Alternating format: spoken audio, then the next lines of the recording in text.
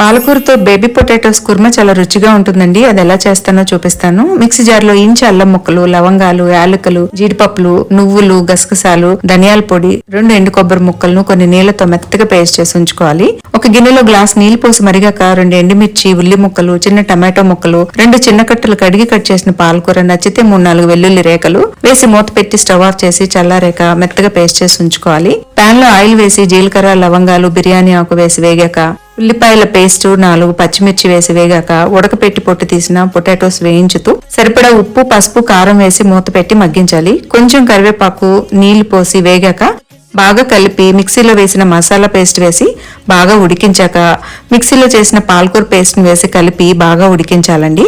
ఉడికాక stove off చేసి fresh cream తో గార్నిష్ చేసుకుని రైస్ తో గానీ రోటీస్ తో గానీ తీసుకుంటే చాలా బాగుంటుందండి. వీడియో నచ్చితే లైక్ చేయండి, షేర్ చేయండి. థ్యాంక్ యూ అండి.